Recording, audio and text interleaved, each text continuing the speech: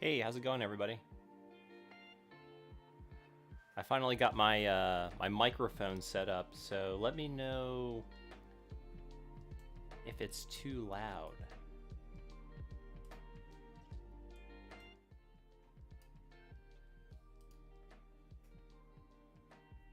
It's good to see everybody. We'll just wait a little bit for more people to come on in.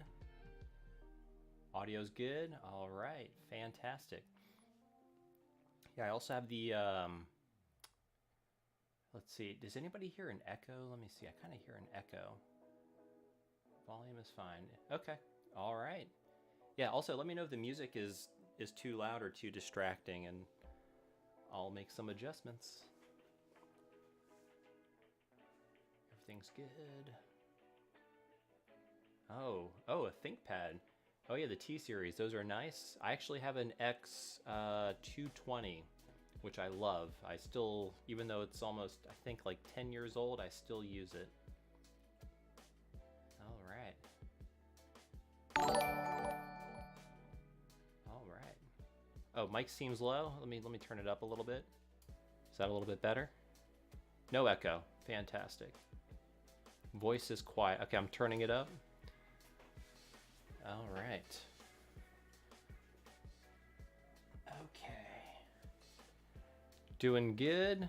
Hope you guys are doing good. All right. Slightly better. I can turn. Well, this is all the way up. I have it all the way up now. So that's as high. Well, I don't want to push it too high, but okay. Great. So. Okay. Hey, Steve, thank you for subscribing. Really appreciate it. All right. Looking for, yeah, hey. Yeah, I was kind of, no, it really stinks. I was actually doing a really cool video I was excited about. And I'm working with a really awesome person. He's actually helped with another video on the channel. And we were, there was a software aspect. Really, the software is the main aspect of the video, and he was compiling code, and it ended up taking a little bit longer. There were a couple errors, and I was too far along in the video, and I couldn't really pivot to do another video. So I'm doing the stream today, which wasn't really planned, but even though I'm kind of waiting a week, that video might actually not appear for another 2 more weeks, but don't worry, I got a bunch of other videos. I'm actually pretty excited about the one I'll be doing for next Thursday. So, but now we get to do a live stream, and let me get zoom on in here. So this, as I'm sure most of you guys know, this is the Unhinged SP. This is actually the version 2. So he has a version 2, and it's everything. So I have the rear shell. And the front shell, but I will only be doing the front shell because Boxy Pixel now actually sells this piece individually. I think it's like $50, or actually let me check on the website. I think it's actually $60, and basically you reuse the rear shell of your original SP, which it kind of seems like they are using a very similar idea to Macho's version of this, and which I also will be checking out, and I'm very excited to check that out. Hopefully it'll be coming out very soon. But this kit, if you were to just buy the front shell, will cost you, let's see, Unhinged SP, the budget, yeah, so $59. So $59, but remember, you have to buy the buttons because you can't reuse the buttons on the from your original SP. Unlike Macho's, in Macho's you actually can reuse the buttons. So that's a pretty interesting difference between the two kits. But yeah, so basically I won't be installing the rear part. I'll just be installing the front. and I'll be reusing the rear shell of this donor SP. And I will be installing a IPS kit. Actually, you can install the... I was actually debating, and actually maybe we can decide together, should I install the original screen, or should I install the Funny Playing IPS kit? Because I don't know, I actually kind of thought it would be pretty neat to have just the unhinged SP, but have everything else be all original. So, what do you guys think? Yep, yeah, Johnny Chalk, that is correct. This is the second live stream from the brand new PC, which I also made a live stream about. Yeah, this is all metal. It does make a very distinct clink. This is 100% machined aluminum. Let's see here. Yeah, so actually so Chase brings up a good point. It will be interesting to see how the rear shell aligns with the front. I wonder if it'll be flush or not, but we'll find out soon enough. All right, so everybody's saying the Funny Playing. Yeah, we'll go with the Funny Playing. Obviously, it'll look quite a bit better. Well, Sun votes for the original.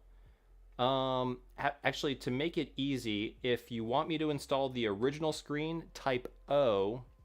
And if you want me to type in or put in the IPS kit, type I. And I'll do a tally. So if you want me to install the IPS kit, type an I in the chat. If you want me to install the original screen, type an O in the chat. So let's see. Okay, wow. Okay, well, this is gonna be challenging. All right, so we got for IPS, we got 1, 2, 3, 4, 5, 6, 7, 8, 9. You know what? Oh, actually, no, it's pretty close. Wow. Okay, so 1, 2, 3, 4, 5, 6, 7, 8, 9, 10, 11, 12, 13, 14, 15, 16, 17, 18, 19. I wish there was like a polling feature in this, because this is going to be pretty challenging. So this is a regular 001. So it's not, if it was a 101, I think it would have been an entirely different story. But no, this is just a 001 frontlit. So you can actually, I can show you guys. So that's it there. You know, it's always funny. The camera always makes, I think, the original 001 look better than it actually is. Yeah, so I'm just going by sight here. Instead of counting everything, it seems like we're going to be doing the IPS kit, which I'm totally cool with. So we can do that. Oh, YouTube has a poll option. Well, I'll maybe for next time I'll do that. I'll have to definitely look into, you know, getting more utility out of because I'm doing everything through SLOBS, which is the Streamlabs OBS. And actually, it won't let me interact with the chat. I can see it, but it won't let me interact with it, unfortunately. It's asking me to sign in, but when it asks me to sign in, it actually takes me to the website, which I wish I could just do it within the OBS software. But anyway, all right, so why don't we get started? Move this over here. Like I said, if you get the full kit, now if you're struggling with whether or not you want to get the budget unhinged SP kit or the regular full up kit, I would recommend getting the full kit, just because you don't have to install the back. But the problem is Boxy Pixel doesn't sell this separately. So let's say down the road you're like, I want the rear to be all metal. You would have to buy an entire kit over again. So this kind of, if you buy the whole thing, now if you're for sure, if you know you just want and actually, so this is a full up. I made a video on this one. This is a full up all metal. This is the version 1. I'm actually not even quite sure. Oh, look at that. Okay. Well, here, let's see if we can look at some of the differences, and I can already spot one. So let me zoom in here. So these two kits are a little bit different. And if you notice right off the bat, so there are like these like little ridges here, these little accent marks. I'm not sure if that's coming up on camera too clear. Yeah, that looks a little bit better. But he actually removed those. Okay, so those are no longer there. He still has the USB C, Type C port, and the headphone jack, so that's still there.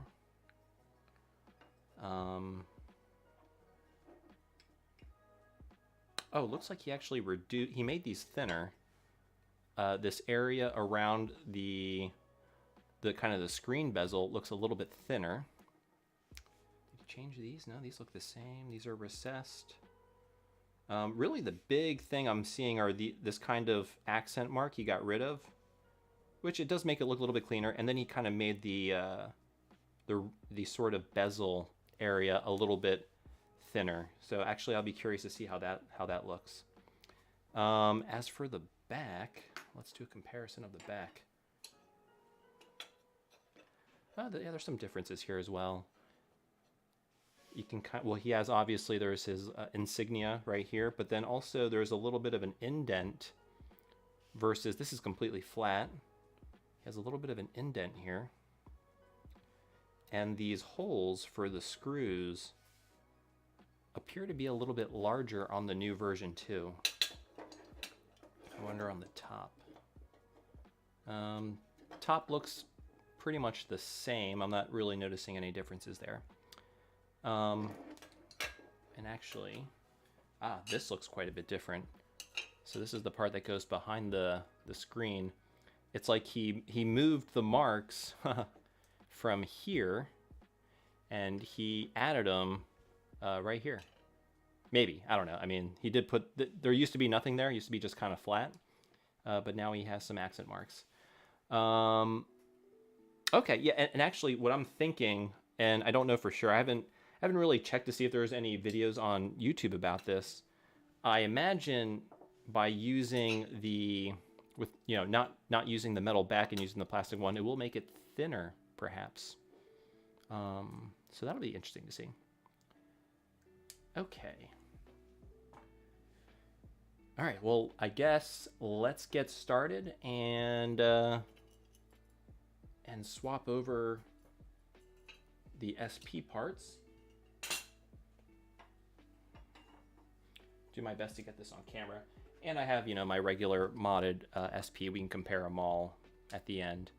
Oh, this is actually out of battery, so maybe not this one. Yeah.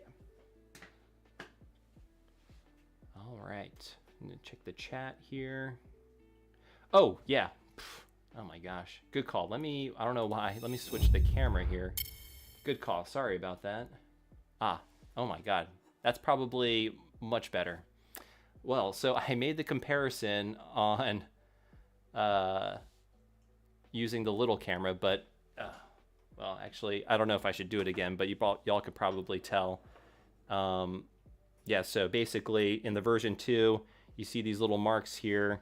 He got rid of those. The bezel is thinner. It appears to be quite a bit thinner on the new version.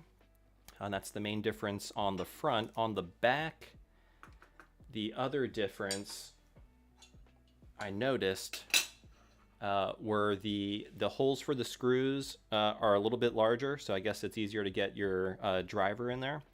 A little insignia, and then right here you'll notice there's like a little indentation. It's kind of hard, you can kind of see it better there. There's a little bit of an indent where the cartridge slot is, where on this one it's completely flat. And I think, I can't see the internals. I don't want to take this apart because I did the battery mod, and it's a pain in the butt to move that around. But other than that, I think those are the primary differences. I'll actually look at his website to see if there's anything else that's different. But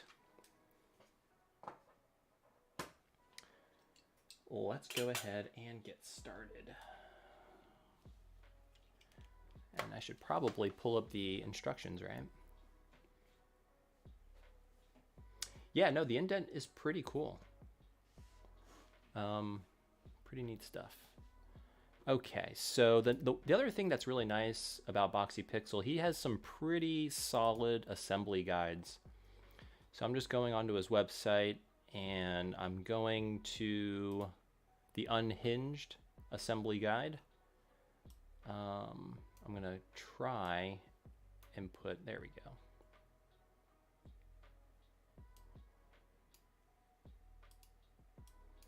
Put that to the side. Ooh, oh, that stinks. I actually lose chat when I do that.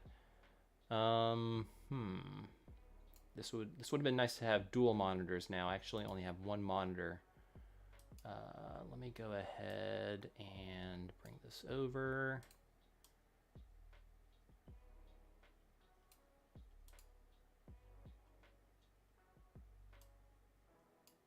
Okay. Actually, that might be a better thing to do. Yeah, I'm just trying to get the instructions so I can see both the chat as well as my screen. I don't want to miss anything.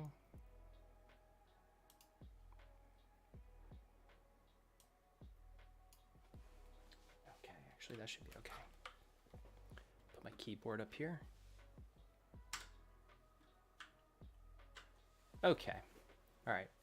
Well, really, the first thing we're going to do is actually, since this is going to be a lot easier of an installation because I won't be reusing the screen, so all I need to do is make sure I get the motherboard out of this, which is pretty simple.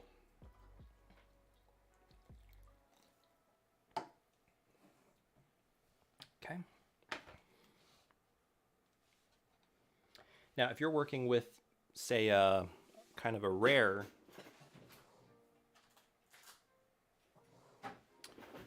console and you want to protect the shell, I usually like to put down a microfiber cloth or work on my silicon pad because you don't want to scratch the shell if you can avoid it. Okay. So first things first, let's take the battery out, and that requires a Phillips screw right here.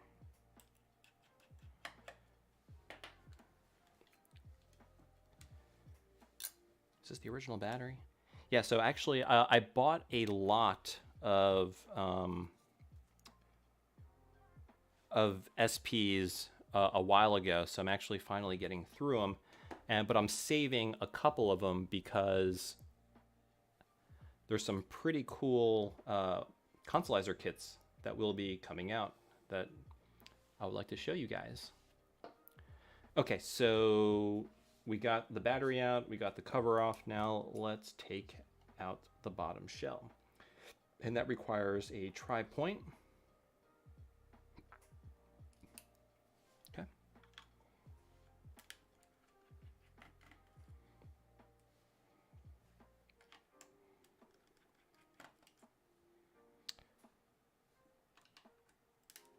And the other interesting thing about Boxy Pixel kits, which I really like, is you do not reuse any of the old screws. All the screws are brand new. Can I use this one in here? Yes, I can. So there's one more tri-point hiding in the battery bay.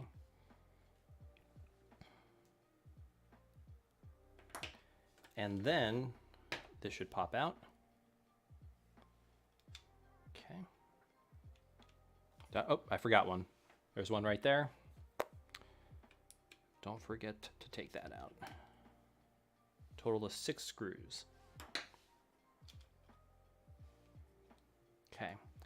And we will be reusing the triggers as well as the rods that they pivot on. Now, these rods, if I remember reading the instructions correctly, we'll have to trim these, and I'll have a better sense of it once we kind of start to put things together, because I'm guessing maybe they're too long. But, oh, and actually we'll probably also be reusing the RF shielding as well. Okay. Take out the battery, or sorry, the power switch cover. Put these to the side. Okay, moving back to JIS, or I mean, they're basically kind of like a type of Phillips. And there's 3 securing the motherboard in place. So we're just going to go ahead and take those out. Okay. And there's 2 more right here.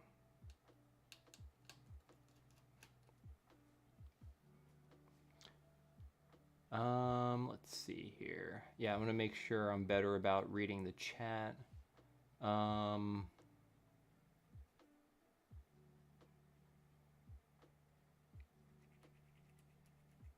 Oh, Chase, thank you. So, oh wow, 2 millimeters filed off.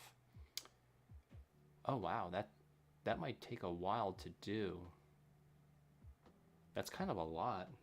So apparently I need to remove about 2 millimeters of material from the R and L trigger.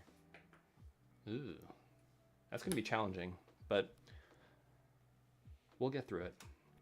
So now the next thing you're gonna do is you're gonna sort of pivot this out. Not that we care too much, since we're not really gonna reuse the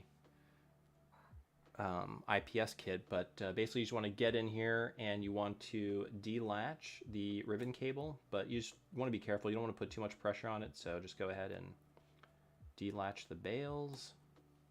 That's it. Comes right out. Maybe. Did I delatch this side? Yeah, there we go.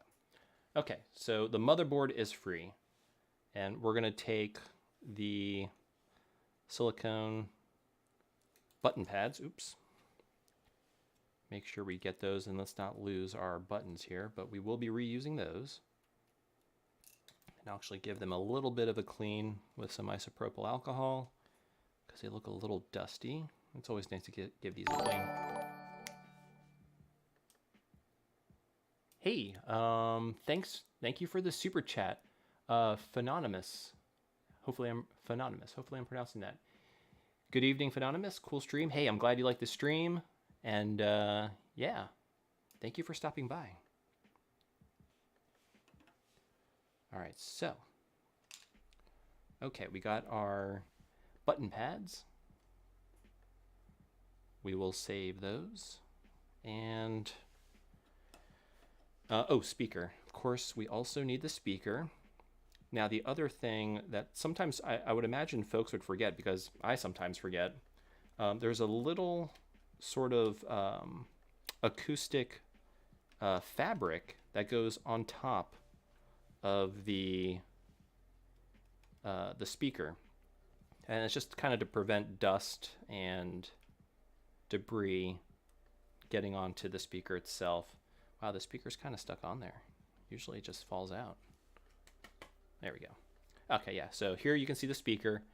On the SPs, they typically are very nice and clean because if you look right here, there's this nice little fabric which we will also reuse, hopefully if it's not too dirty. Yeah, there we go. Nice. Oh, this one's stuck on here with a little bit of adhesive. Never seen that before. All right, so we got the fabric. Okay. And now I think we've gotten everything we need, so I'm going to go ahead and set the top shell aside. And I really don't need any of these buttons, so I'm going to set these aside as well.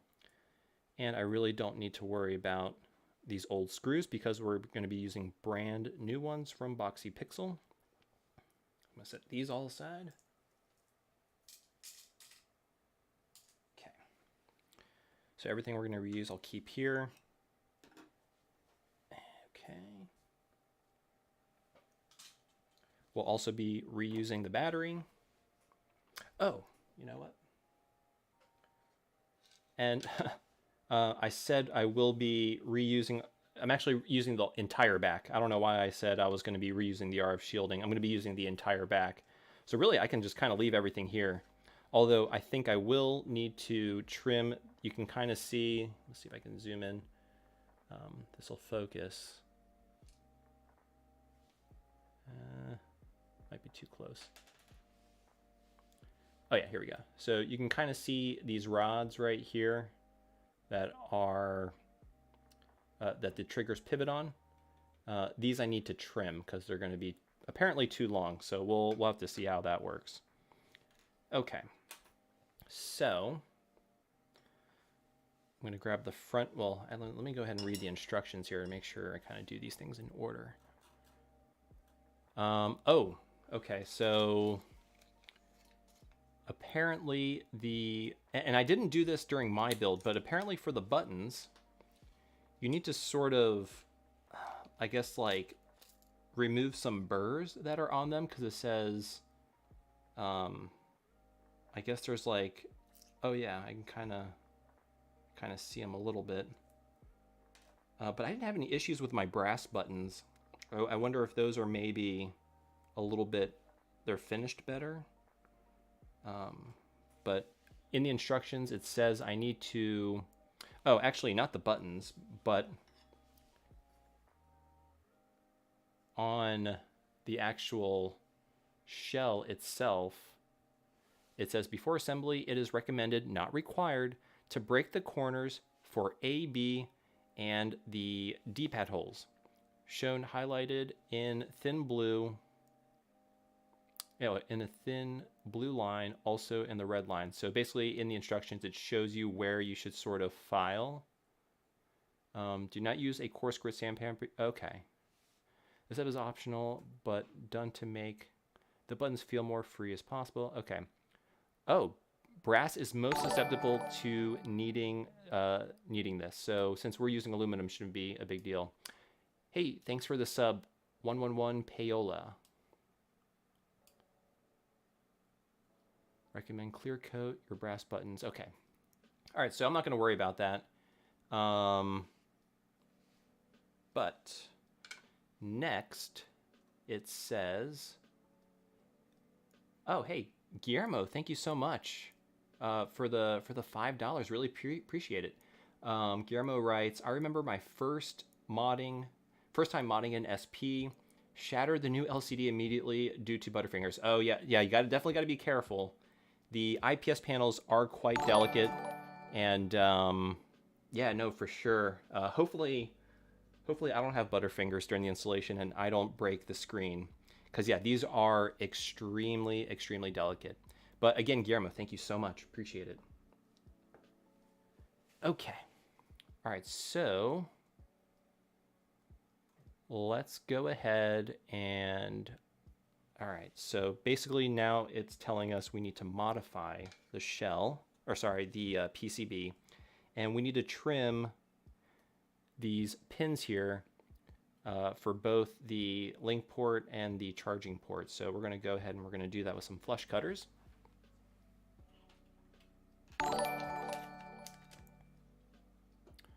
Who was that? Christopher Carter, thank you for the sub.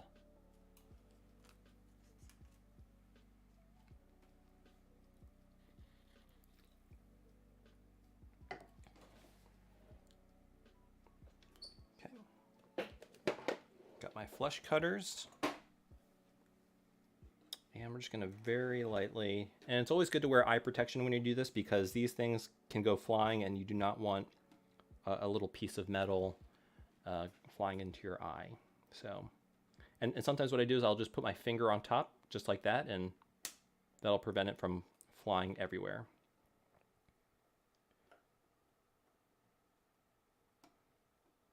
Okay. I'm not exactly sure how necessary this is. I don't remember doing this for my other installation, but if it's in the instructions, I'm sure it's there for a good reason, so.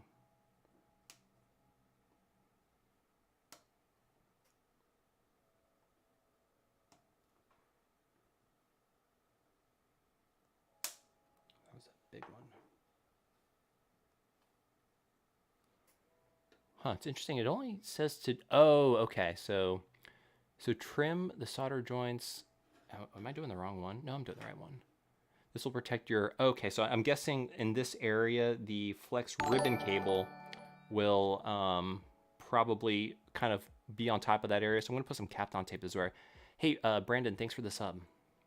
Yeah, so I'm gonna go ahead, I'm gonna put Kapton tape right after I trim it. Assad Body, thank you for the sub.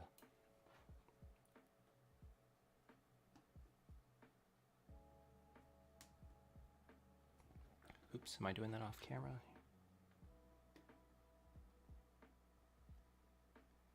I'm trying not to get my head in the way.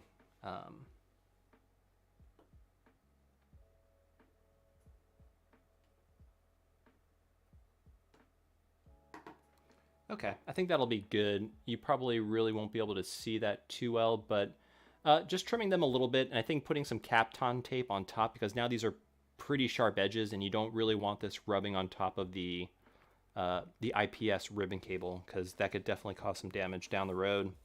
Although the nice thing about this is now you're not opening and closing the clamshell, so the ribbon cable should be pretty much fixed. Okay. But just for good measure, grab some Kapton tape, get some scissors. Yeah, so this is something I always recommend doing or having on hand is, you know, Kapton tape, because it has a lot of purposes. It's good for covering rough edges. It's good for insulation. I use it all the time. So I'm just going to go ahead, I'm going to put that right on top, just like that. And that'll make it so it's completely smooth. So if the ribbon cable ever goes on top of that, it won't do any damage. Okay. All right, so that is prepped.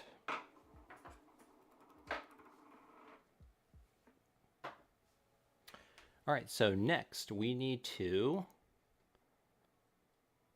okay, so we are not using an AGS 001 or 101 screen. It says to connect your screen to the, okay, so I guess that basically just wants us to test the screen. So let's go ahead and do that. So I'm going to grab the IPS panel and the flex ribbon cable. Okay.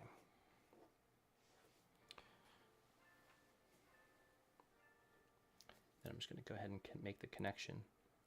And you generally don't want, okay, so when connecting these, you want to be very, very delicate. Actually, it's probably better to do it like this. So you just kind of align it.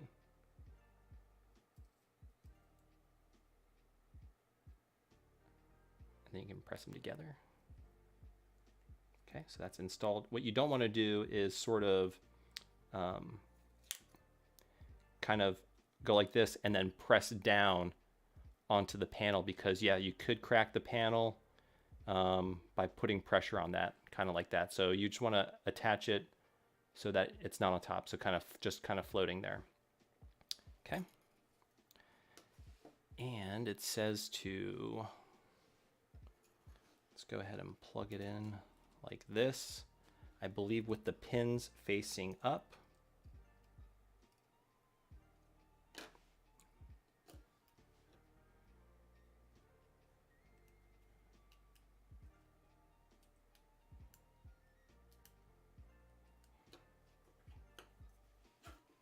Oops.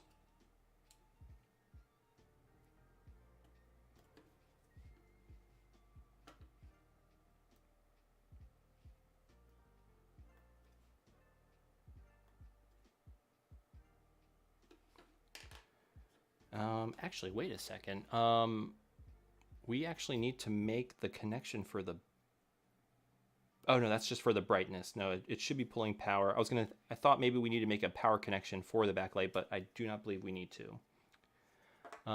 Okay, so basically positive goes toward, you don't want to switch this up. That's another thing. You don't want to mix the polarity up. It should only go one way. But let's mirror. Okay, so basically the positive is closest to the cartridge. Let me double check that.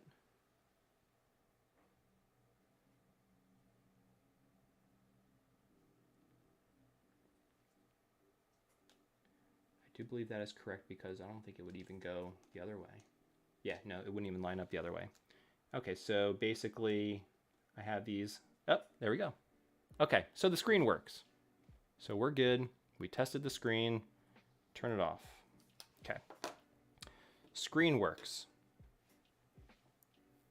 Okay. We are going to we're going to solder the single wire to get the brightness control. I will do that in a moment, but let's just follow the instructions.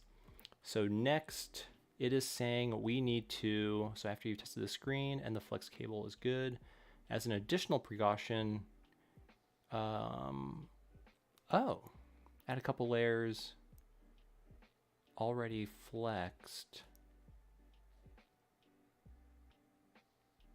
Oh, okay, so basically it's saying that we can add some Kapton tape on top of this to protect it. Hey, thank you for the sub. It's in Korean, so I can't read that. Even though I am half Korean, I can't read Korean, unfortunately. But thank you so much for the sub. Appreciate it. So I didn't do this before on a previous installation. I'm just curious if maybe I should. You know, instead of putting Kapton tape on the ribbon cable, what I'll do is I'll put Kapton tape here.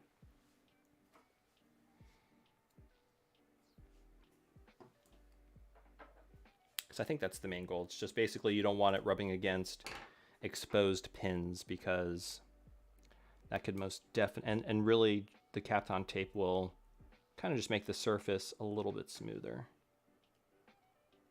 I think that should be sufficient.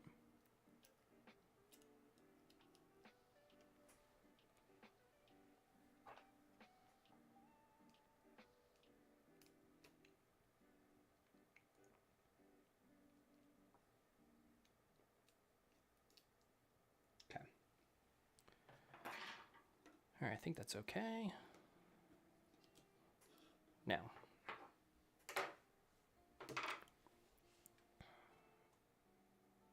all right, so next, excuse me. Now, one thing I didn't do for the installation, I wish I'd known this ahead of time, but apparently Boxy Pixel has a really nice 3D printed jig that you can download from the Thingiverse, and basically what that does is it sort of keeps the shell sort of off your tabletop surface, so that when you put your buttons in, it'll, you know, keep them from pressing up and sort of maybe mispositioning your silicon, you know, button pads. So I don't have that. I should have printed that beforehand, but you know, 3D printing takes a while.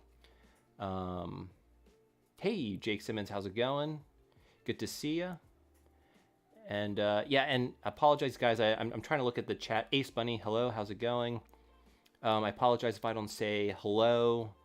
I'm going to do my best to sort of read the instructions, recite the instructions, and also read the chat. But if I didn't say hello to you, hello. So another trick I like to do is you can actually just, you know, get something like a spudger, and if you just put that on the surface, like right underneath like that, I think it pretty much lifts it just enough where everything stays nice and plumb. So I'm going to go ahead and put these buttons in.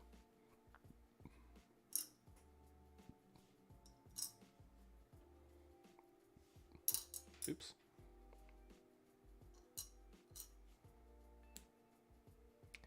And actually, I'm really surprised, but the instructions, I'm going to go ahead and do that right now. So I'm going to go ahead and solder the brightness wire. And it's, for whatever reason, it's not in the instructions, but if I remember correctly, or maybe it is in the instructions, let me double check. If I go further down. Oh, so I won't be doing the USB-C or the audio jack on this, just because I want to basically compare it, its physical dimensions to my other one, and that would just be too long of a video. Yeah, for whatever reason, he doesn't show installing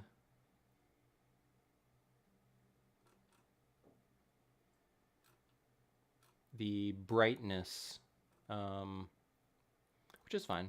We'll go ahead. We'll go ahead and do that ourselves. And I'm going to go ahead and do that right now, since it's basically you're connecting this single point. Here, let me get this on camera.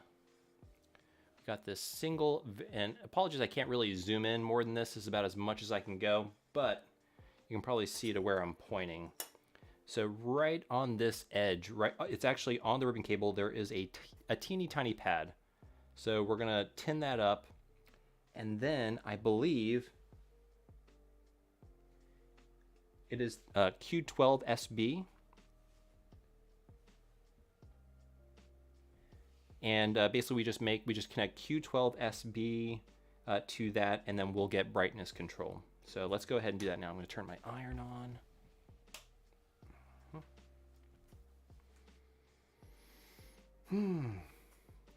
All right. Juicy Jake Repairs, how's it going? Eric, how's it going? Good to see you all in the chat. Yeah, these metal shells really do make a nice solid metal clink noise. Definitely. Okay. Actually, I'm trying not to touch my microphone. There we go. Okay. So we're just going to go ahead. We're going to tin right here, and I'll give you a close-up after I do this.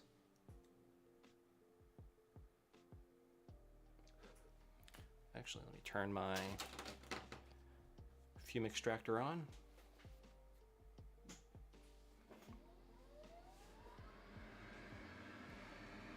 Okay, and then Q12B.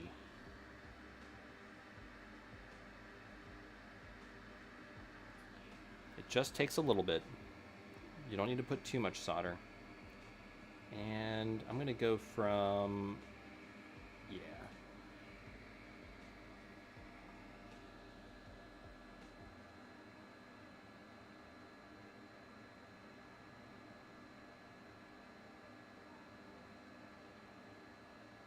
Okay, so we got it connected to the ribbon cable.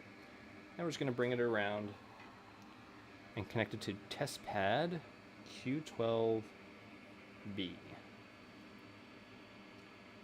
is hard to do, so while also trying to show it, let's see here.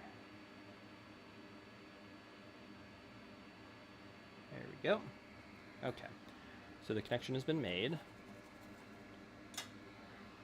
And so unfortunately the wire is a black wire, so it might be a little bit difficult to see. But let me go ahead and show you. So you can kind of see basically from right there on the ribbon cable to Q12SB, which is really pretty close to the D-pad. There you go. So that's the connection you need to make in order to have brightness control. Okay, so we did that, and just make sure it won't interact with the rubber membrane or the silicone membranes for the buttons. And actually they cut the wire, this came with the kit, and they cut the wire the perfect length, so it shouldn't. And before moving forward, also, let's go ahead and turn the fume extractor off. Go ahead and give these silicone membranes a quick clean with some IPA.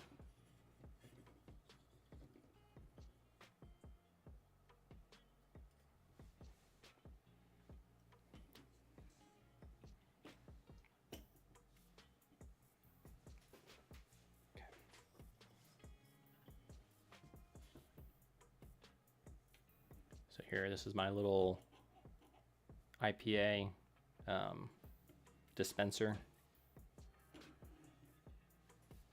which I absolutely love. Makes getting the IPA extremely simple. Okay, so that's nice and clean. Okay. Yeah, this is pretty dirty.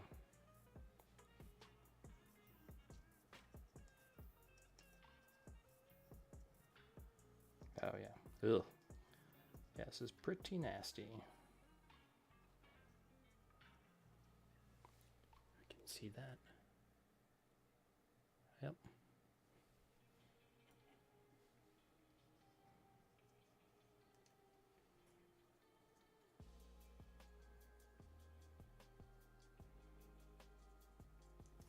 Okay. Also nice and clean.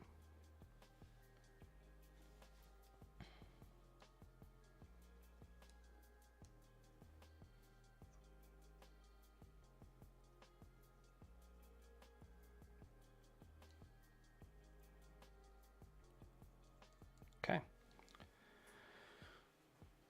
Let's get a new Q-tip. Let's clean the last one for the brightness button. Which actually is pretty clean.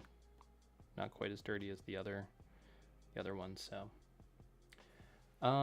So Blake is asking, any tips for a clean solder? Mine, so the key thing is you want to make sure you get high quality solder, and you want to get rosin core solder. So I use a brand called, let me see if I can pull it. I think it's Loctite. It was originally a different one, but Loctite bought them.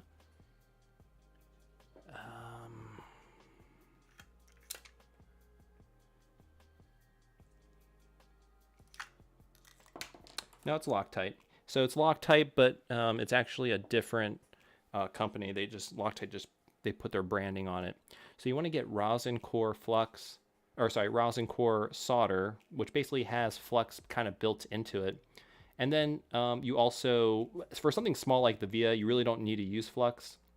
But if the surface is a little corroded, flux will help. Flux is an acid, and it'll sort of dissolve away any impurities and help wet the solder, so you get a nice clean joint. Yeah, other than that, it also, I recommend, well, it really depends on the era of the electronic you're using. So we're dealing with a lot of stuff where, actually some of this might be lead-free, but you typically don't want to mix lead-free with leaded solder. A lot of these retro consoles use, from what I understand, they use leaded solder, so that's what I have. I forget the exact makeup, but it's like tin, lead, and some other metal.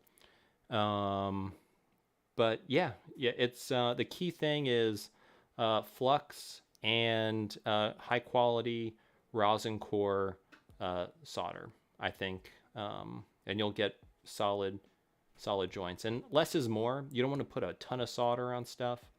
So yeah, I mean, I hope that answers your question. But yeah. Oh, the dispenser, I got it from Amazon. It's the brand is called, I actually have a link to it, I think in the description. Menda, M-E-N-D-A. So this is typically, I think, cosmetics, I think people use it for. Also at, I think it's also used in a lab setting as well, but anywho. Okay, so what do we got next? All right, so now let's go ahead and start assembling this thing. Okay, so we got the buttons are in there. Now we're gonna go ahead and we're gonna put the silicon membranes, all right, as well as the speaker.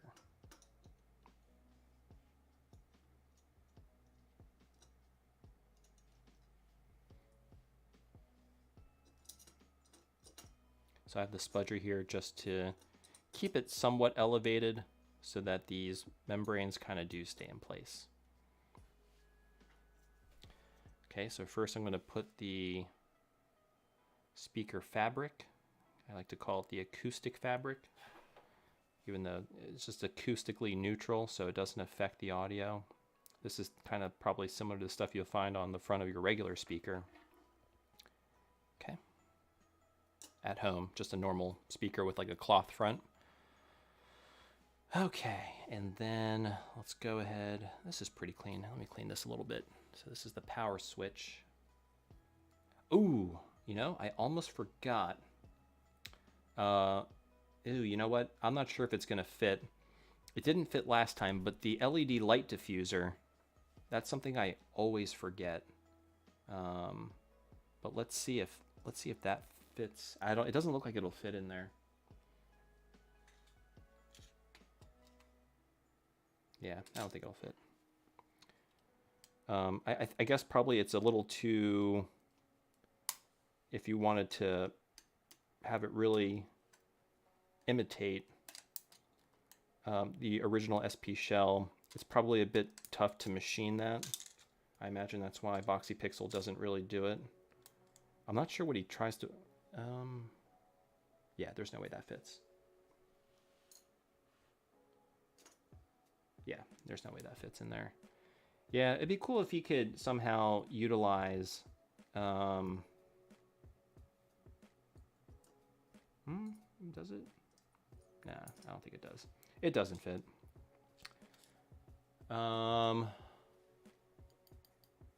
Terry B says he actually assembled a budget V2 and noticed that my plastic replacement bottom shell does not match up well with the Boxy Pixel.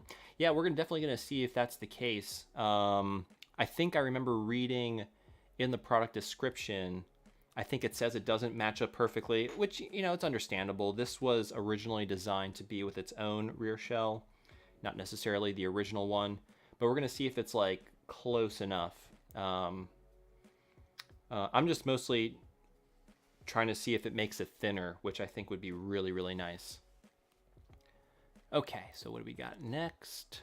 Oh, actually, it's telling us to take the silicone. I don't know how I feel about this, but it's telling us to trim it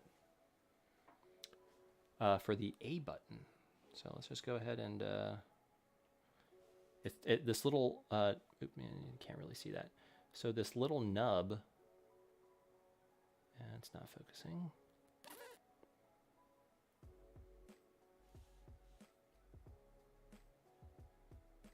There it goes. Yeah, so this little nub, it's asking us to remove that, which is odd. For the, there have been some instances where A and B buttons feel very stiff after assembly. I'm not going to do this. I'm just going to leave it as is for now. If it feels like they're too stiff, then I will remove it later, but I'm going to leave it as is for now.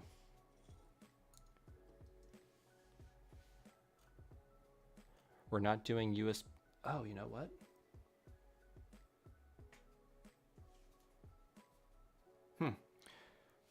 So there are covers for the USB-C and the headphone jack, but I guess I didn't get those. So, but that's okay. We'll just have little holes on the bottom.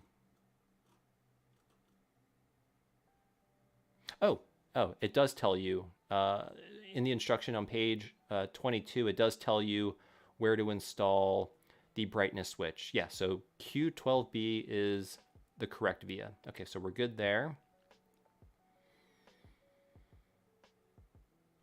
Okay, and I think we're ready to put at least the motherboard in. So let's go ahead and do that.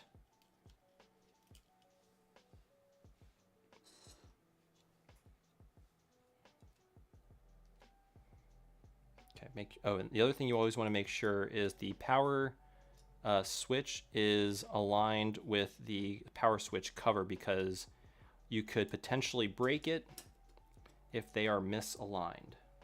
You definitely don't want to do that, because that is a whole repair in of itself. Okay, so I think that's in there pretty good. Okay.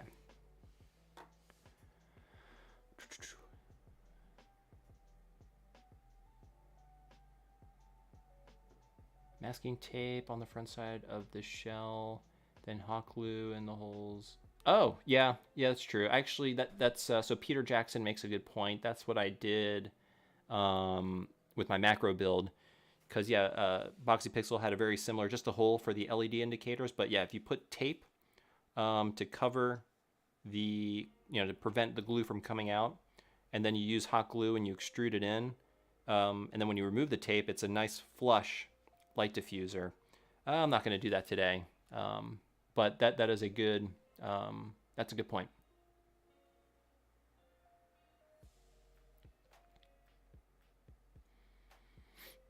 Okay, at this point, the board should have the screen connected, which it does, and the wiring complete. Move the screen and the SP board into position, inserting the silicone. Install 2 screws. Now these screws appear to be varying lengths, and it doesn't tell you which one to use. But that's okay. I think I'm going to go with these shorter ones just to be safe. Now the one thing you want to be very, very careful of is, first, you don't want to cross thread, and I'll tell you a little trick on how to prevent that. Additionally, you don't want a screw that's too long, otherwise it will bottom out and you risk stripping the threads, and you don't want it to bottom out. So let's go ahead, and there are only 2 screw holes instead of 3. All right, so you guys probably didn't see that, but I'll do it again. So basically, you want to screw the screw counterclockwise until you feel it click, or basically the threads fall into place. So counterclock, and then once you hear the click, then you can start to go clockwise and then screw it in place. Let me use a different. Okay. And definitely do not over tighten, because again, aluminum is a very, very soft metal, and you can really damage the, you could strip the threads essentially. Okay, so we put those in. We're not putting in the special battery. Okay, so now we're going to put in the screen. Before that, I'm going to go ahead and peel the protective film. The nice thing with the SP IPS kits is they come pre-laminated. So you don't got to worry about fingerprints or any of that stuff, because, oh, this doesn't have a Game Boy Advance SP label on it. But yeah. All right, so we're going to put the screen in there. And basically you want to fold the ribbon cable just a little bit. Just kind of, and then that drops into place. I think we're going to put some tape on there to keep everything in position. So Kapton tape again to the rescue.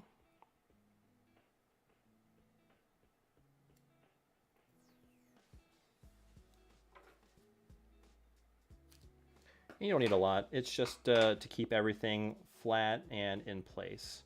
So basically, if you can see, the ribbon is basically pushing the little flex board too far to the edge. So we're going to go ahead and we're going to move it over and then just sort of tape it in place.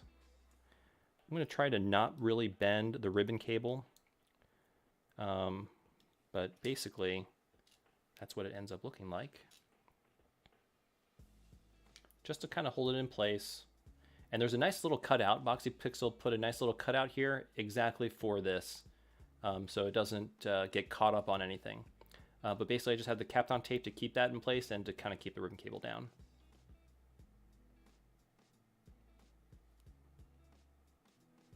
And actually here you can see, I don't know if you can see that, but basically the tape is protecting the ribbon cable. Because yeah, it is falling right on top of those pins right there. So it's definitely good to do that as a precaution. Okay, so now that we got that, so we slid the IPS in. Do not make hard creases, okay, into the ribbon cable. That's fine. If using an IPS screen, use some very soft foam. So some soft foam does come with the kit. And basically you just kind of want it, so we're gonna cut it a little bit, basically, so that it falls right on top of it doesn't overlap both the ribbon or the little flex board. So I'm just gonna kind of eyeball it, cut that, and maybe just cut it like. So this is very soft foam.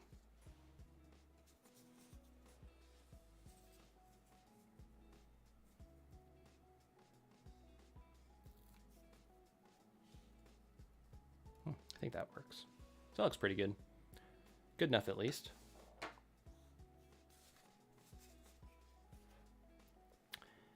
All right, the next step is the rear housing pressure. What does that mean? Some laminated screen kits are thicker than others. This small part, oh, okay, so basically, hold on a second. Oops. All right, so essentially we're talking about this piece here, but there's a little, actually let me, so basically I'm looking at the instructions and it's showing me the rear plate and it's kind of highlighting this area right here, and apparently this can put a little bit too much pressure onto a panel, but let me keep reading. So this small part variation can cause aluminum rear panel to press up against the back side of the screen and make a dark spot in the corner. If so, grind the spot marked with black, which is basically this this little protrusion right here. I don't know if you can see that. It kind of sticks out a little bit. It will see. It would not take much, and can be done with a fine metal file. I'm going to try and do it without it, so hopefully it works. So basically, we just got to slide this into place.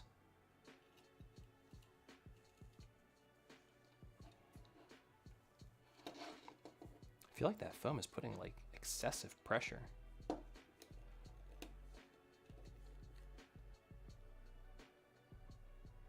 Okay. All right, so we basically slid that down, and then we're gonna screw it in place. I think I might have lost one of the screws for this. Oh, no, there it is, I see it. These are a little bit longer than the other ones. But don't worry, it was actually when I got the kit, they were already installed, so. Yeah, I didn't feel like there was excessive pressure when screwing that in.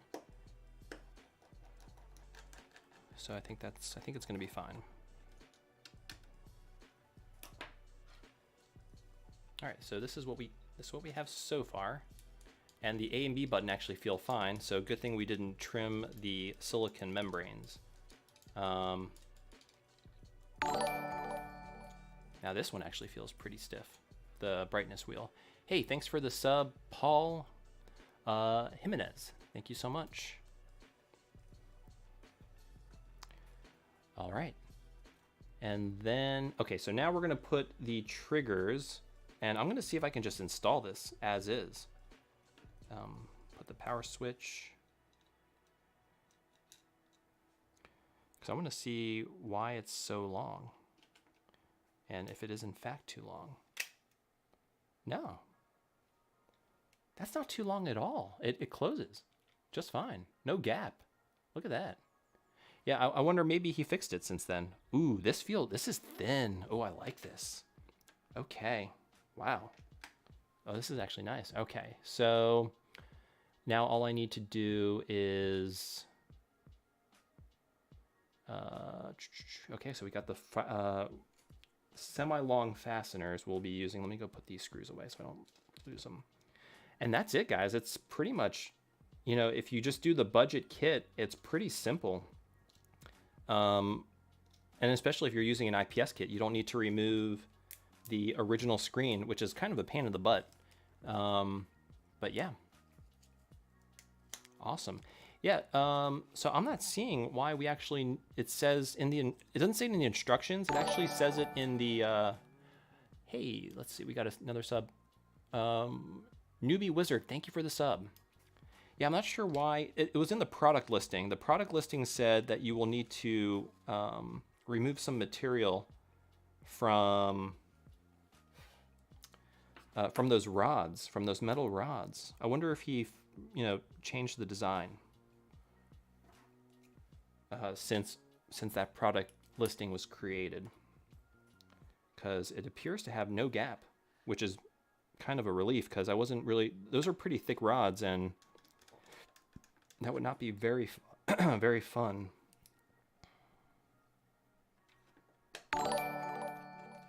So right now, oops. So right now I'm just putting in the screws in each of the 4 corners. The only thing that I'm seeing now that kind of, there we go. That kind of stinks. Not a big deal, but I'll show you here in a second. But it doesn't look like there is a hole for this screw here, which is not a big deal. But look at that. Actually, you know, this. So someone was saying it doesn't line up. Actually, yeah, maybe it's not perfect. It's not perfect, but I'll show you guys here in a second. Oh yeah, let me put the battery in. Make sure this actually works. Hey, there we go. Now see the brightness works? Brightness works. Great. Just turn it off. Okay. Actually, ooh, I do need to reuse. Oh no, I don't. No, I don't. Because the screw is already on there with a clamp. So just install that. Guys, I don't know. I think I might actually like this better than the regular metal shell. What do you guys think? Hold on a second. Let's see here. All right, so let me clear my table a little bit. Get some stuff out of the way. Okay, so we got, oh, dude, this feels, I kind of like this. Let me make my screen bigger here. So let me zoom out a little bit, put these next to each other. So I got this one and this one. So this was the original one that I'm on. You can already tell just by looking at it. Look how much thinner it is. Let me see if I can, there, that kind of maybe shows a little bit how much thinner it is. Basically, this little ridge right here is how much it feels much when you hold it. It feels much thinner, and I kind of like the way how I like the thinner bezels. And well, it's a little bit deceiving. So I got the white bezel on this one, so it makes the screen look smaller. The screen looks really big here, but if you turn it on, it's the same size. It's just that it's a black bezel.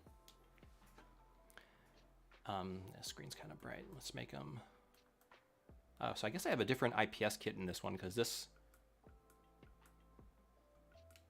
they seem to have like a different color, but overall, it is quite a bit thinner.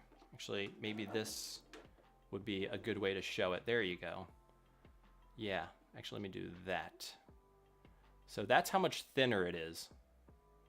And I have to say, it feels pretty good in the hands. And it's funny, I chose a silver SP, and it almost kind of matches. Like you almost can't really tell that it's not all aluminum. That was not done on purpose, actually, but it feels good. It feels really good in the hands, I have to say. I'm impressed. I mean, don't get me wrong. This one is still pretty good. But if I had to choose, this is definitely more pocketable. The plastic edges are a lot smoother. They're less sharp. And as for, someone mentioned that it's not a perfect flush. I guess if you look, let's see if it shows up. I'm noticing the plastic is a little bit sticking out a little bit more. If you can, I don't know if you can see, barely, just barely. The plastic is a little bit longer.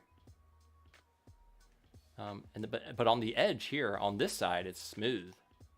Very smooth. And the same on this side. Very smooth. It's really not perfectly flush, but you know what? You can't really fault Boxy Pixel for that. I think it's pretty good.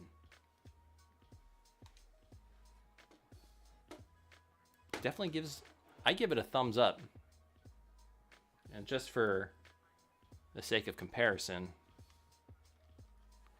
here's like the regular SP. Quite a bit bigger.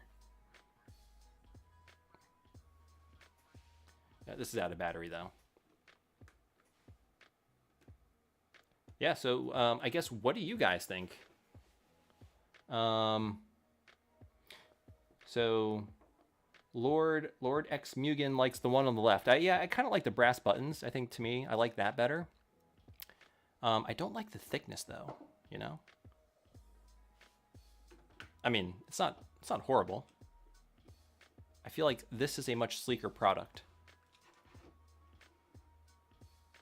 Honestly, it's pretty much the same thickness as the original SP.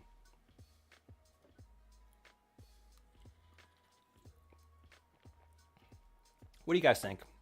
Do you like the left one, the middle one, or the original? Maybe you just like the original one. I'm hoping Boxy Pixel releases a metal enclosure for the original flip.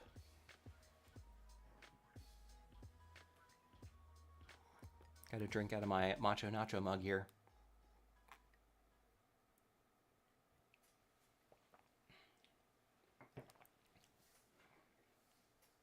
The left one. It looks like most people like the left one. Left one looks the nicest. Yeah, I don't know. It's hard to say. I mean, so basically at a price difference of about, I want to say, let's see. So this I said was $60 just for the front shell. Of course, you do have to buy the buttons. That's one of the unfortunate shortcomings of the Unhinged is you can't reuse the original buttons. So that adds like another 20 or 25 bucks. Let me do the price out here for you guys. So, oh yeah. Okay, so if you want the full version 2 kit, this is a version 1, but it's basically the same thing. It's 95 bucks. 95 bucks for this, 60 bucks for this. So this is 35 more dollars. And then the buttons add about, if you get the aluminum, it's another 21. So this is $81 with the buttons. And this is 100 and, what did I say? It was 95. So that's, what am I getting? $116. 116 bucks for this. 86 bucks for this. But I mean, you know, Boxy Pixel products are, I'm a huge fan of them. If I were to do this mod today,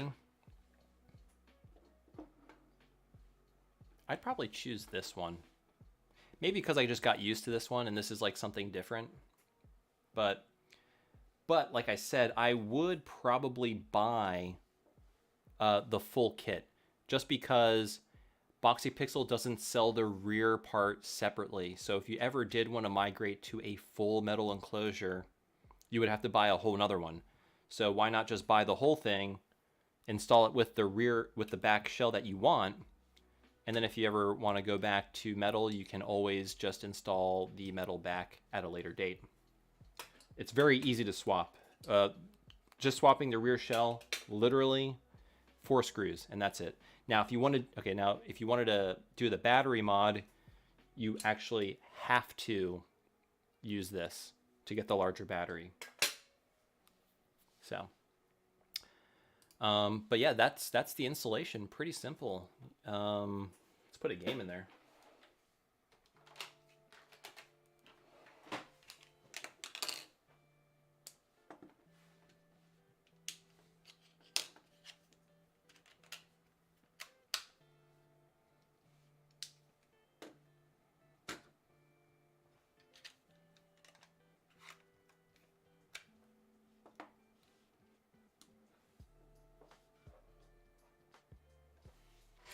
All right, so yeah, I mean, I'd love to answer your guys' question.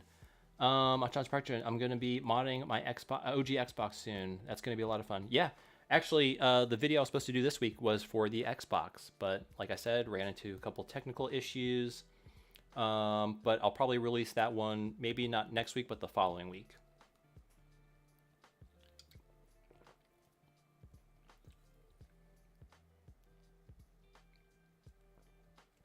Cartridge form factor look better than analog. Yeah, the analog solution actually, you know, let me go pick up my analog pocket. Hold on one second.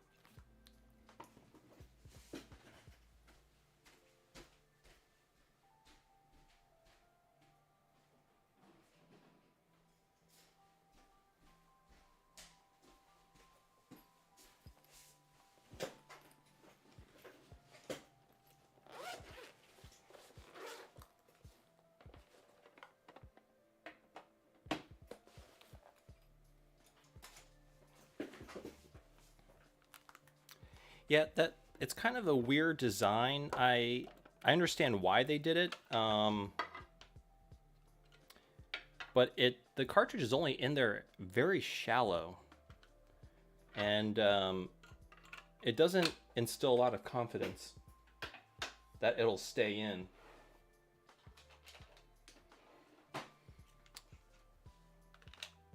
So yeah, it's very, so you can see, so that's the cartridge out, and then installing it, it only goes in that much. It's not much. But it is a very nice device, I will say. Oh, it is charged. Okay, good. So we can see them all here.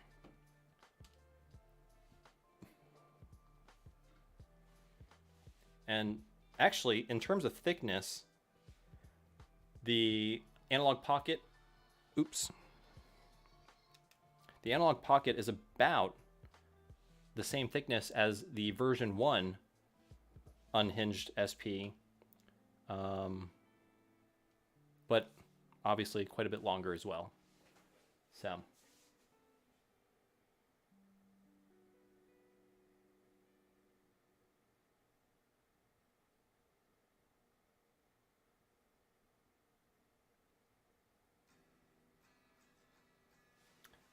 let's see here. Yeah, I don't know if the GBA was so much an afterthought. I just think they were trying to figure out a way to make this accommodate everything, which, I mean, it's pretty challenging because, you know, the GBA cartridge is pretty shallow to begin with. And then, of course, the regular Game Boy ones are quite a bit longer. I'm sure they could have done something else, but at the end of the day, I think they did a pretty good job. It would be interesting to see if they do some sort of, you know, refresh or Analog Pocket Lite, maybe something a little bit smaller. That'd be really cool. Like, I'd go for that. If they make something as small as this, a little bit thinner too, that'd be pretty neat. Question is, would you prefer a Pocket or a modded GBA? I love the Game Boy Pocket. The Game Boy Pocket was actually my first Game Boy ever. Was a Pocket. I had a green one with Pokemon Blue. So I got a soft spot for the Pocket, but I mean, the GBA is just an overall much more capable device. So I'd probably just get a modded Game Boy Advance. That's what I would choose.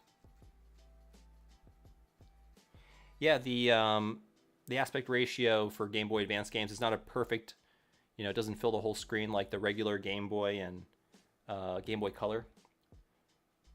Which, I mean, of course, this was specifically designed, I think, for the original Game Boy Color games. And then everything else, not really an afterthought, but, you know, everything else had to accommodate the screen.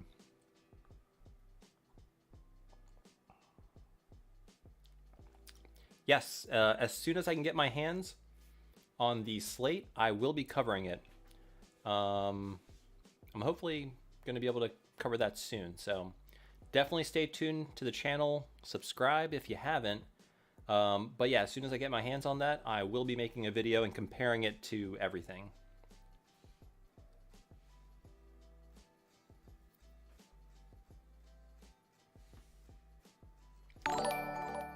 Yeah. Hey, thank you for the sub, Yagizan Boyazal. Hopefully I probably butchered that, so I apologize. Macho Nacho Productions, does the Game Boy Pocket have a different aspect ratio than the DMG? No, I believe it's the same aspect ratio, but the screen is just larger. I don't know exactly how, I guess it just has larger pixels, but it's the same resolution and the same aspect ratio. As far as I know, I'm pretty sure that's the case.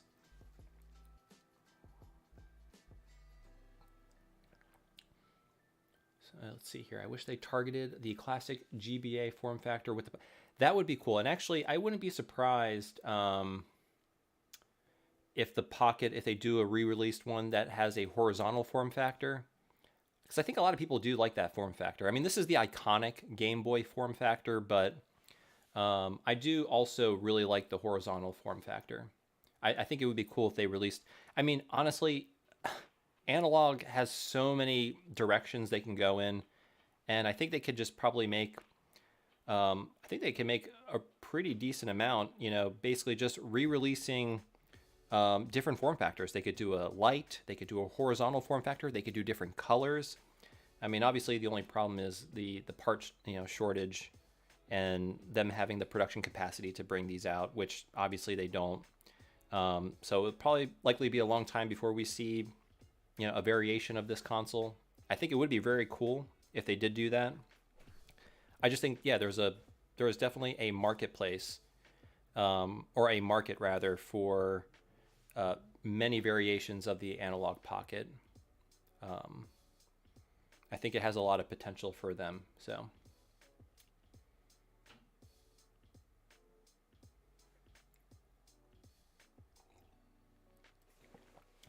What is my favorite sport bike?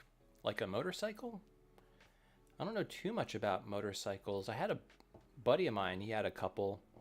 He had a GSXR. I believe that was a Suzuki. He had a Triumph. And he had a Honda CBR RR. Yeah. But I never had a bike. Too dangerous for me. Oh yeah, the Hayabusa. Yeah, I mean, that's too much bike for anybody. It's like 1600 cc, which is basically a car engine on a bike.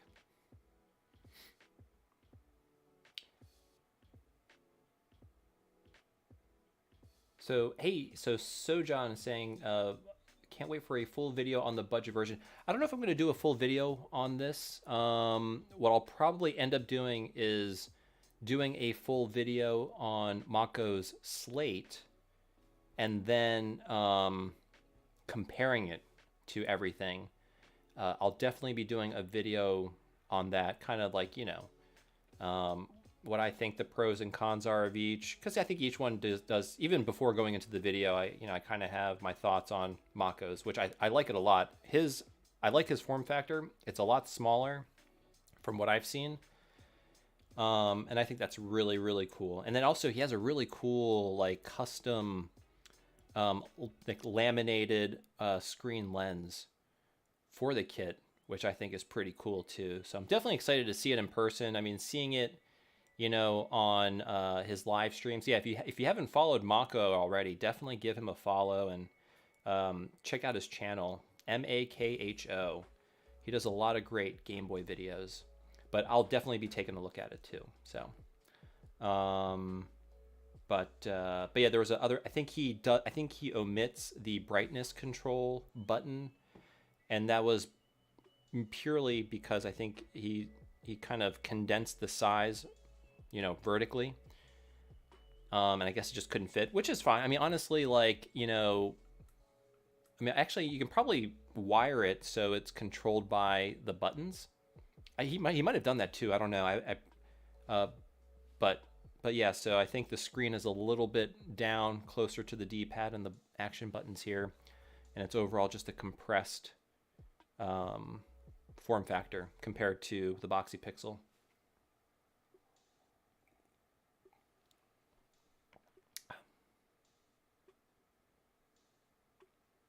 Yeah, I've been thinking. I don't know. What do you guys? I'm actually curious.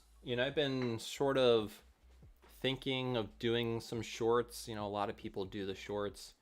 But I was thinking about doing them, and even just thinking about it, I was like, even doing a short would take up quite a bit of time. Oh, the screen kit for Macho's uses touch sensors. My only concern is, where would the touch sensor go? If you put it on the back, I think you run the risk of touching it inadvertently, especially since that's the only place you could. I mean, you can't put it where there's metal. At least I don't think you can, because it. I think that'll mess with the touch sensor if it's on a metal surface versus a plastic one.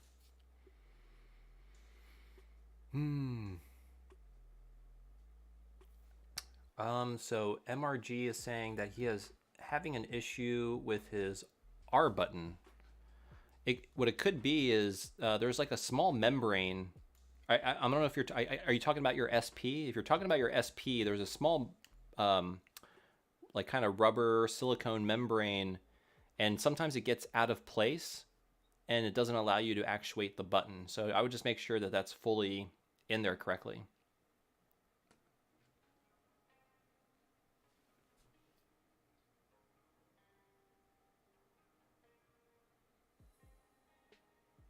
Oh, so the screen kit touch sensor it's on the screen. Okay.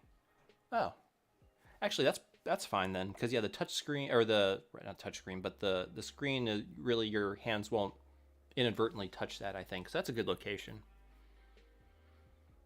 I have a screen kit with a touch sensor. I really don't like it. My fingers often hit the touch. Yeah, that's the only problem with the touch sensors is the inadvertent presses.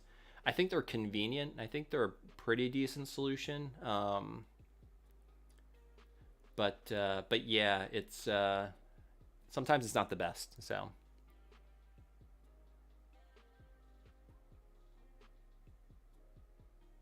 yeah, shorts are a mixed bag. They get creators more subscribers, but they don't boost views of regular videos. Yeah. Yeah, I mean, I haven't like really looked into it too much. It I mean, yeah, it's hard to say like what the future of those are, and yeah.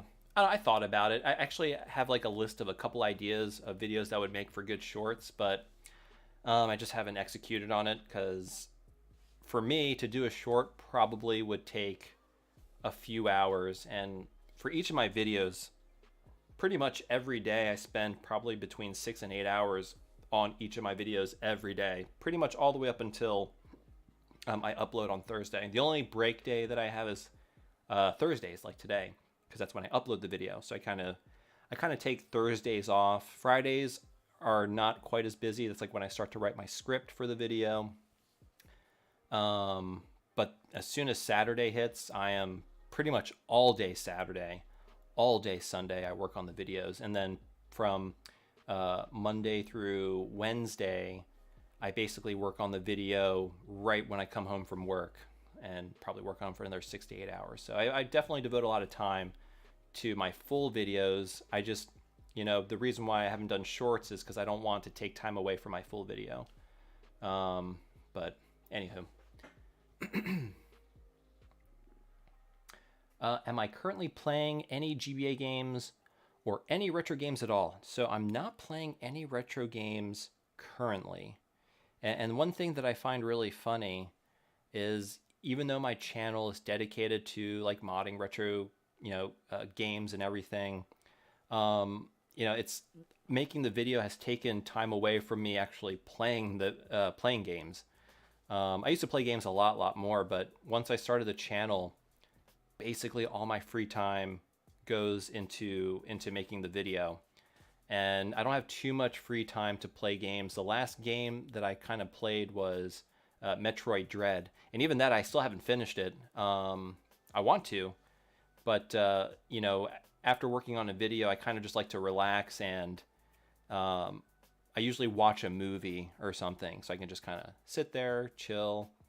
But yeah, the next game that I kind of want to play, let's see. There was a few that were coming out that looked interesting.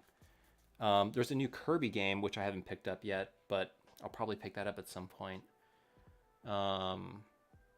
Probably the latest game I played was probably Sonic 3, and that was because I just modded the Nomad. But yeah.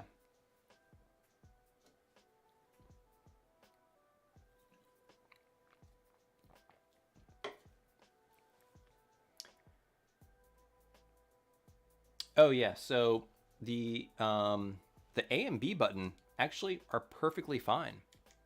Like they feel great. I think. So basically, in the instructions, hey Lilith, thank you for the sub. In the instructions, basically they were saying that these two buttons were a bit stiff, and that you could cut the membrane. I actually didn't do that, and I think they feel fine. So it might be like a case by case type thing. The one button that does feel stiff is this one, the brightness button. It works, but it does feel like really hard, not really hard, but a little bit harder to press, definitely harder than these. Start select.